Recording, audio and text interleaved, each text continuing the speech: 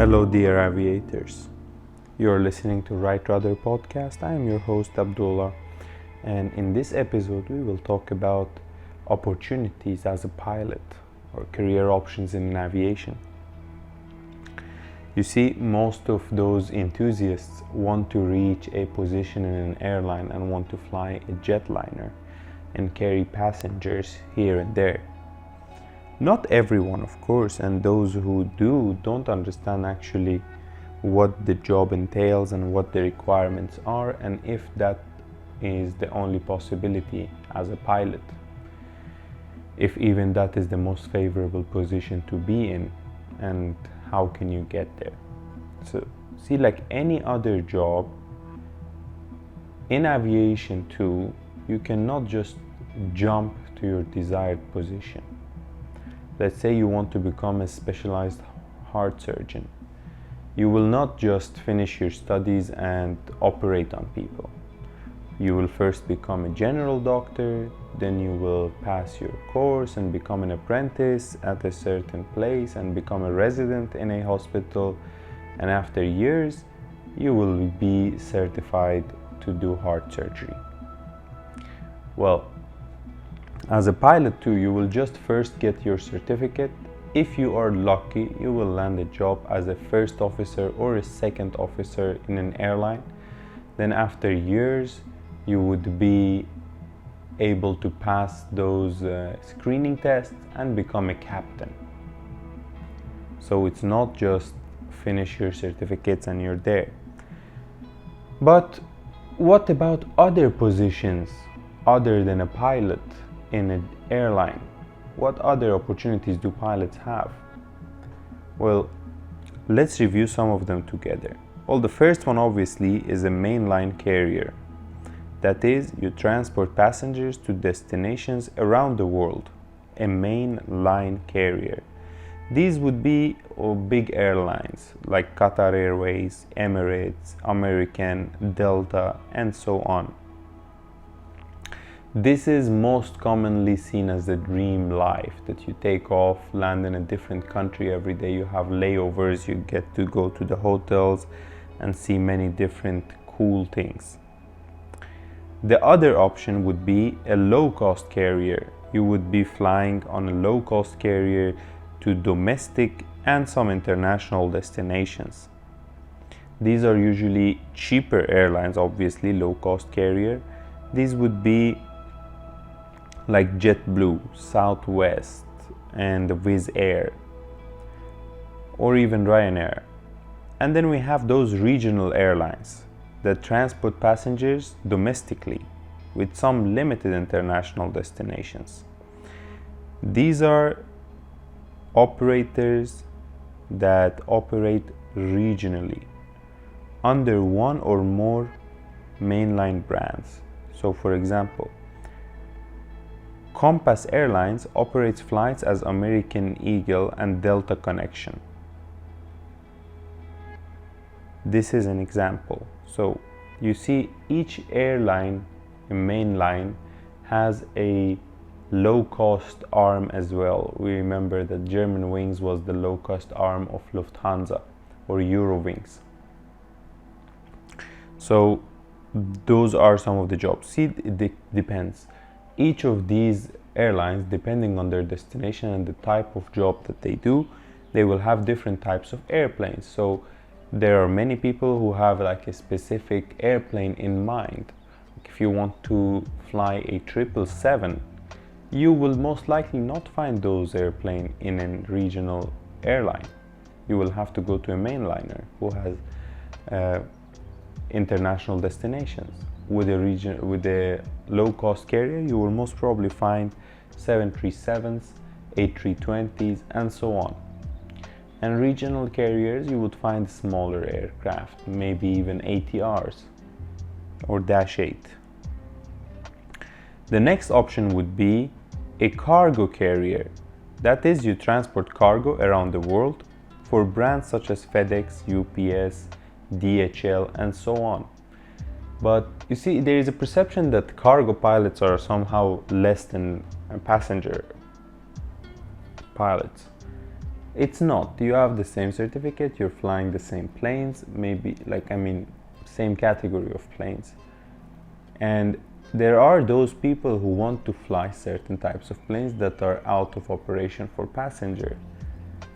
For example, right now we have this with 747. They're not being used as passenger aircraft anymore. So you can find them mostly, if any, in cargo airlines. Cargo airline gives you some more flexibility as well. Like as you see in the case of COVID today, in the COVID-19, passenger flights are not operating at high capacity, but cargo is overboard. Usually you're more relaxed in a cargo airline, you have less responsibility, you're not carrying passengers, and you would have more or less same privileges, but you don't have like that status of being seen by passengers and greeting passengers and so on. Next would be a military pilot, but that would be a specific course of career. Then would be a flight instructor, that you would become a flight instructor and teach aspiring aviators. Like myself, I am an instructor. So this is a highly satisfying job if you find a good school and you build your time and you go up, and if you like teaching and if you like versatility and you like to be flexible. In commercial aviation, you don't really fly an airplane, it's mostly an autopilot operation. As a flight instructor, you have the chance to do more interesting things. And the higher you go, and the pay would be maybe not as much as a commercial airliner, depends on what airline you're comparing it to, but it offers some benefits. One is that you're always the pilot in command, you have the respect, the status, and you go home every night and you're flying. Depending on the type of school, you will have different types of airplanes to fly, the experiences, meeting different people every day and learning. This route as a flight instructor is usually the most common route for most pilots to build hours and get experience before they get into an airline. So most those graduates, they follow a flight instructor's path. After a few years building hours and gaining experience, then they apply for an airliner and enter the industry. Next possible category would be corporate aviation. That is, you transport passengers or cargo for corporations or businesses, otherwise called bizjet or business jet. That is, you fly like aircrafts like a Cessna Citation, Gulfstream and so on, and transport VIP passengers from one place to another.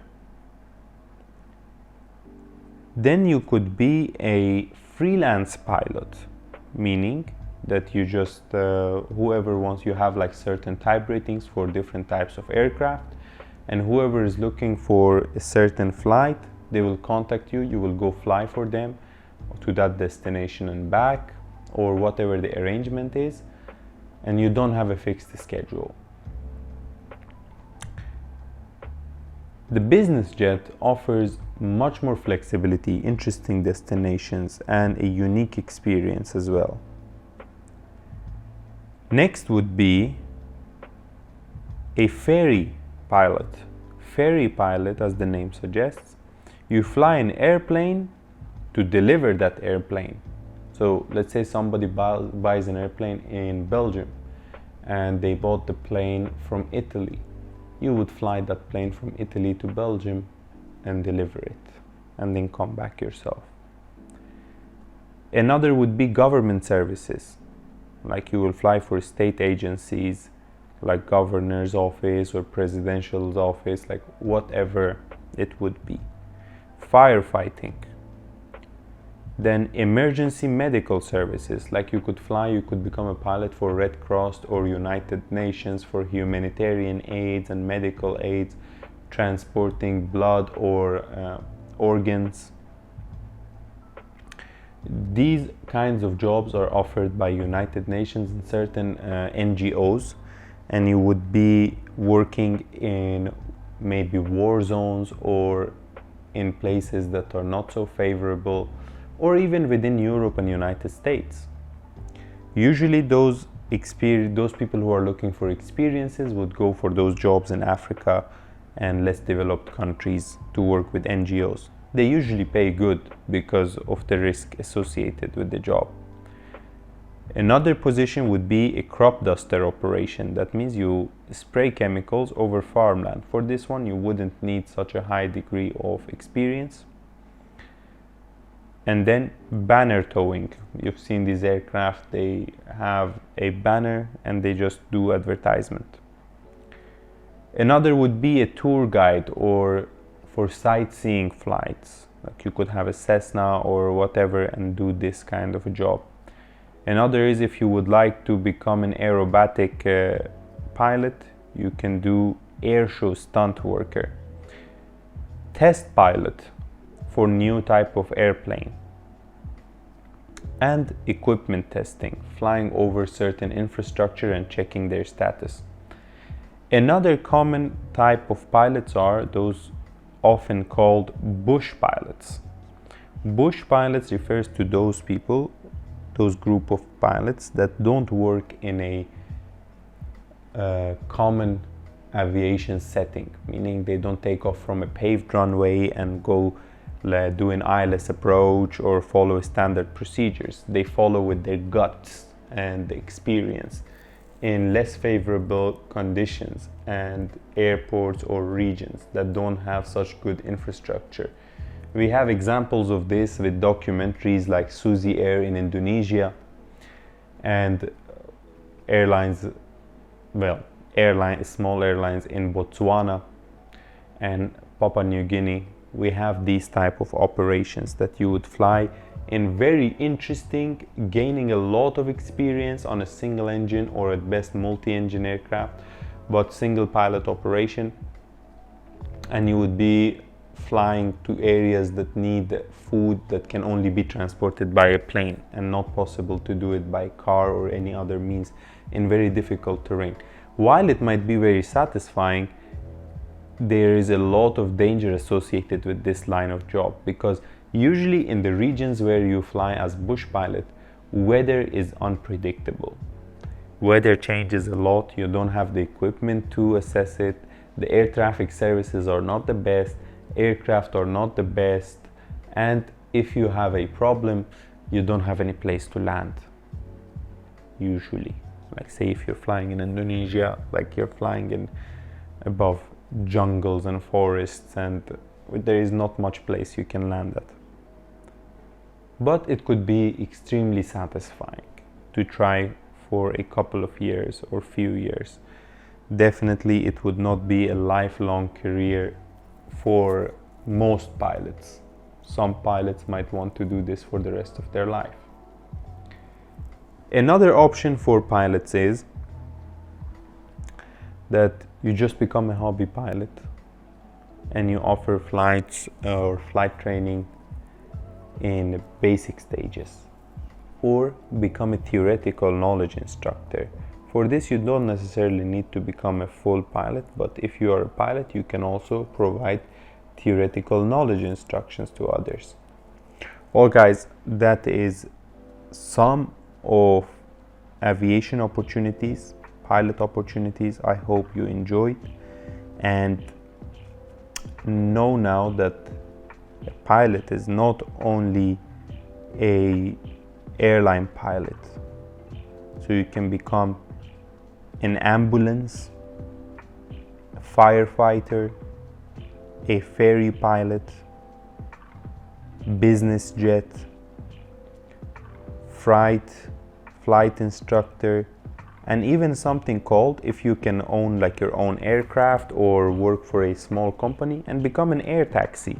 This is kind of a job that is done for those people who are richer and need to fly in between destinations quickly, don't want to be stuck in traffic and so on.